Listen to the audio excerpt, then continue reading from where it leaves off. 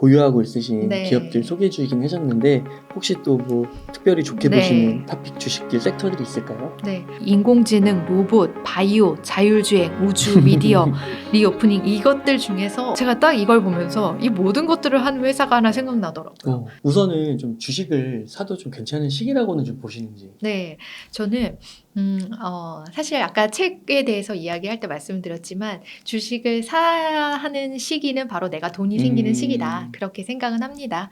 근데 이제 지금 워낙 장투를 어, 하시는 스타일이니까. 네. 근데 또 그런 거 말고 좀 경제적인 상황과 이렇게 접목해서 보고 싶으신 분들이 있으실 텐데 지금이 빚내서 주식 사야 하는 타이밍은 일단 아닌 것 같고요. 일단 뭐 이자가 너무 높으니까. 하지만 지금 주식 투자하시기에 너무 걱정할 타이밍도 아닙니다. 먼저 뭐 금리랑 인플레이션, 뭐 미국의 고용 문제 이런 것들 많이 걱정을 하시는데 인플레이션에 대해서 먼저 말씀을 드리자면 인플레이션은 사람들이 다들 지금 위기감을 느끼고 있어요. 자, 위기감을 느끼는 무리들이 있고, 이제 인플레이션 그래도 조금 잦아드는 것 같긴 한데, 그런 무리가 있어요. 그런 무리들이 양쪽에서 이렇게 줄다리기를 하고 있는 상황인데, 그런 상황에서는 인플레이션의 변동이 그렇게 크지 않을 가능성이 높습니다. 거기다가 이제 미국의 실질 소득도, 그러니까 내가 버는 소득 대비 그 인플레이션으로 인해서 내가 소비하는 그런 이제 실질적인 내 소득이 있잖아요. 내가 아무리 뭐 돈을 많이 벌어도 물가가 뭐 비슷하게 오르면 실질 소득은 뭐 마이너스가 될 수도 있는 거니까 그런 실질 소득이 감소하고 있는 부분까지 생각한다면 인플레이션은 되게 걱정할 부분이 지금은 아닌 것 같고 그리고 고용이 너무 좋은 걸로도 또 요즘에 걱정을 하시는데 고용이 많이 늘어난 거 원인 자체가 지금 좀 저소득 근로자들이 뭐 예를 들어서 뭐 맥도날드나 막 이런 그런 식음료 이런 그런 쪽이 이제 막 고소득은 아니니까 그런 쪽에서 근무하시던 분들이 많이 대거 탈출하셨다가 지금 이제 어느 정도 실업수당이 끊기고 하면서 다시 이렇게 되찾는 구간이어가지고 고용이 굉장히 좋게는 나올 수 있지만 이것도 또 이제 장기적으로 그렇게 계속 좋으리라는 건 없으니까 그것도 그렇게 큰 문제가 아닐 거예요. 그래서 이런 것들 저런 것들을 좀 생각을 해봤을 때 금리에 대한 걱정을 좀 많이 하실 것 같은데 금리도 역시 지금 0에서 한 5% 올라올 때까지는 진짜 뭐 너무 빠르게 올라왔지만 이 5%에서 10%까지 올라갈까요? 그렇진 않을 거예요. 그러니까 금리 올라가는 속도 자체가 둔화될 거기 때문에 그래봐야 한 6, 7% 정도로 보시잖아요. 그래서 이 금리조차도 이제 앞으로 주식시장에 미칠 수 있는 변수는 크지 않을 거라고 봅니다. 그렇게 좀 몇 가지들을 좀 고려해봤을 때 주식 투자할 수 있을 만한 타이밍이 나오는 것 같고 한국에서는 벌써 지금 성장이 좀 많이 꺾인 상태인데 그게 이제 작년 10월 정도 그러니까 우리 한 3개월에서 6개월 정도 주식시장 선반영한다고 하는데 그게 이제 어느 정도 반영된 걸로 보이고 미국은 아직까지 경제가 좀 견고하다고 하는데 그게 이제 조금 더 반영될 우려는 있겠다. 그 정도로 보시면 되는데 그럼에도 불구하고 2023년 한 해 동안은 주식이 좀 주가가 그동안 많이 반납했던 수익을 다시 끌어올 수 있는 한 해가 될 수 있지 않을까라고 하는 게 제 생각입니다. 그래서 돈이 생길 때 주식 투자하는 거가 가장 좋지만 지금이 그래도 고점 대비해서는 많이 하락한 상태니까 들어가시기에 괜찮을 것 같고 거시적인 경제를 봤을 때도 괜찮은 타이밍일 거다 생각이 듭니다. 네. 그래서 두려워할 시기는 아니다. 네.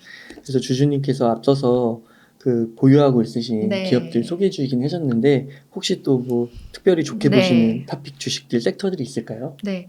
이거에 대해서 여쭤보실 때 공달님께서 저한테 이렇게 좀 주셨어요. 예를 들어서 탑픽 주식들 뭐 인공지능, 로봇, 바이오, 자율주행, 우주, 미디어, 리오프닝 이것들 중에서 어떤 쪽이 좀 더 유망할까요? 이렇게 주셨는데 제가 딱 이걸 보면서 이 모든 것들을 한 회사가 하나 생각나더라고요. 테슬라. 나는 이미 이 모든 거에 나는 이미 투자를 하고 있네. 그런 생각이 들어요. 그러니까 모든 걸 잘 해내는 회사 그 하나의 회사에 투자하는 것도 굉장히 의미 있는 거다 생각을 해요. 이 테슬라라는 기업이 이 인공지능 이름이 옵티머스 로봇도 하고 있고 그리고 뭐 바이오에드도 뉴럴링크 뭐 그쪽에도 진출하고 있고 자율주행 FSD, OTA 뭐 그쪽도 이제 체계화됐고요. 우주 스타링크 그거 러우 전쟁 때 활약했고요. 그리고 미디어 콘텐츠 트위터 하고 있고 뭐 그런데 이 모든 것들을 그래서 그렇게 아우르는 게 저는 테슬라라는 기업이라고 생각하는데 이 기업이 그냥 보여주기 식으로 찔끔찔끔 하는 게 아니라 이 하나하나에 정말 진심이에요. 그리고 거기에서 수익을 내고 있고 실질적인 아웃풋을 내고 있어요.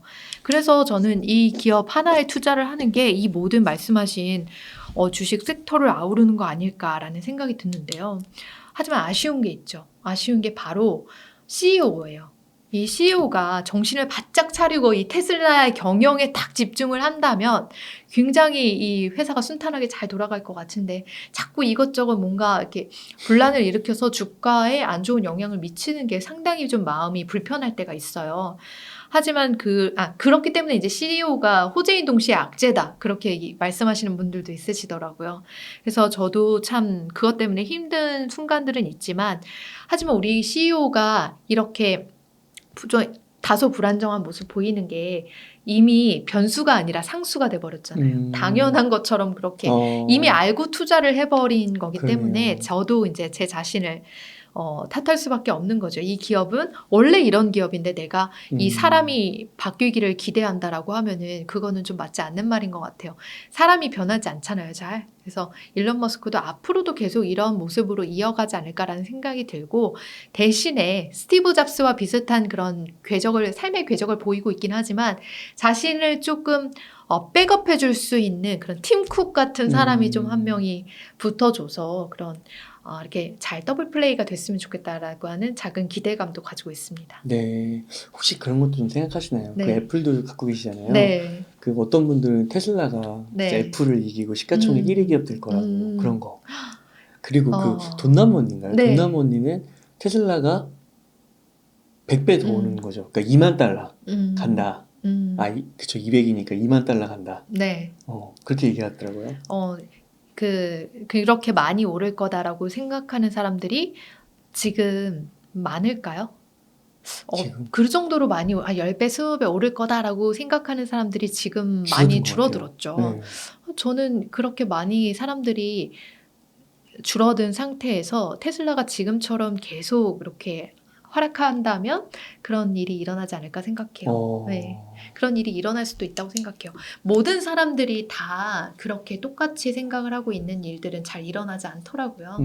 근데 이제 모든 사람들이 다 외면하고 있던 상황에서 이 기업이 갑자기 빵빵 뭔가 터지는 이슈나 호재들을 만들어내면 그게 더 이렇게 뭔가 확 사람들의 관심을 끌면서 더 많은 투자자가 한 번에 몰리는 계기가 되고 그렇게 또 주가가 확 몰리게 되면 그게 또 모멘텀을 타서 진짜 5배, 10배 이렇게 갈 수도 있는 부분이기 때문에 근데 그 주가를 예측한다는 거는 또 아무도 모르는 거니까 근데 저는 그 정도의 미래까지를 생각하면서 투자를 하고 있기는 합니다. 그 정도의 이거는 충분히 있잖아요. 지금 이 모든 걸 하고 있는 회사들이 그렇죠. 심지어 그 챗GPT의 그 AI에도 일론 머스크가 처음에 이제 초기의 지분을 맞아요. 가지고 있었잖아요. 그러니까 거기에서 AI와 또 이 테슬라에서 하는 AI는 더 또 진보된 버전일 거라고 생각하거든요.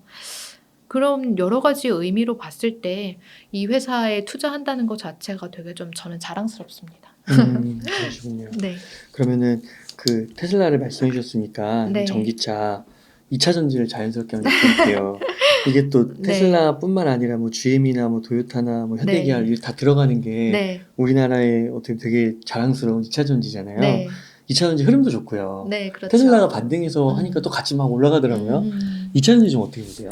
2차 전지 저는 일단 아마추어 투자자예요. 전문 투자자 아니고 저 같은 아마추어 투자자가 과거에 이제 2차 전지에 대해서 어떻게 얘기했냐면 2차 전지는 너무 지금 사람들이 이 반짝반짝한 투자에 이게 꽂힌 것 같다. 그래서 약간 유행을 타는 투자가 될 수도 있을 것 같다라고 하는 우려가 있었는데 그게 이제 저 같은 아마추어 투자자들한테도 좋아 보이기 시작했어요.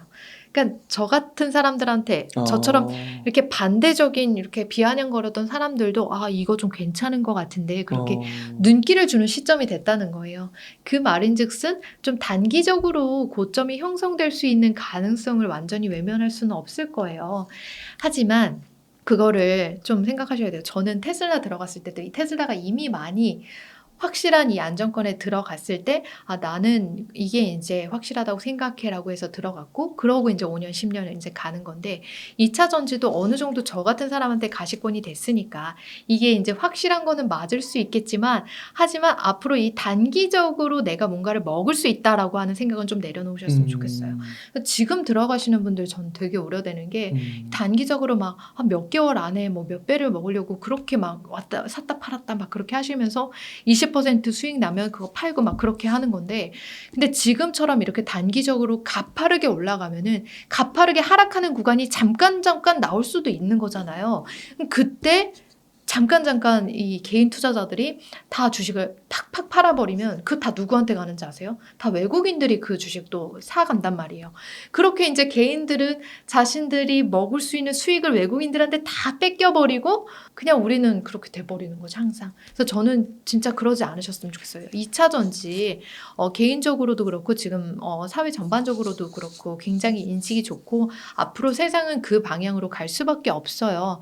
하지만 단기적으로는 어떻게 될지 모르니까 그 개인들이 이렇게 많이 사고 있다라고 하는 거 그 하락장에 내던지지 마시고 20-30% 먹었다고 내던지지 마시고 그거 외국인들 다 먹으라고 잘 포장해서 주지 마시고 잘 그냥 가져가셨으면 좋겠어요. 한 5년이든 아니면 뭐 7년이든 자신만의 그 원칙을 가지고 좀 가셨으면 좋겠습니다.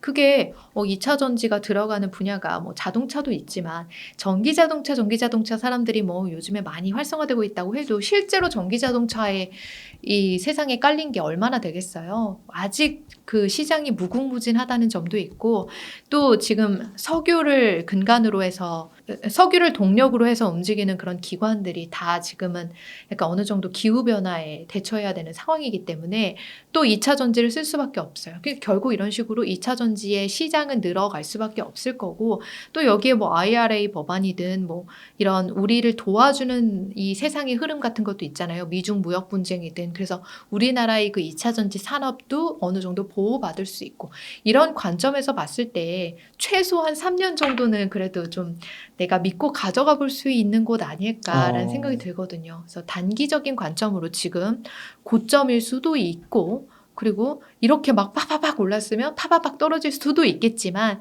저는 1년, 2년, 3년으로 내다봤을 때 괜찮은 분야 아닐까 그렇게 생각합니다. 그러니까 장기적으로 눌러앉을 만한 우리나라 섹터네요. 네, 그러니까 저같이 근데 다시 한번 당부드리지만 저같이 비아냥거리던 사람들이 좋게 보면은 이때는 정말 좀 조심하셔야 된다. 그래서 장기적으로 좀 생각하셔야 된다. 결론은 그렇습니다. 그 대중의 관심의 유무 정도로 설명을 해주시는 게 너무 좋은 것 같아요.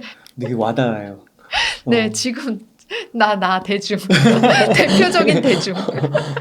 네. 그러니까 이게 관심이 없던 분이 관심을 갖게 된 거는 그만큼 다 많은 사람들이 시장이 주목했기 때문에 그 영향을 받는 거라고도 볼 수 있는 그렇죠. 거잖아요. 시장에서 그럴듯하게 포장된 거를 내가 납득을 했다. 그런 의미로 생각을 해볼 수 있을 것 같아요.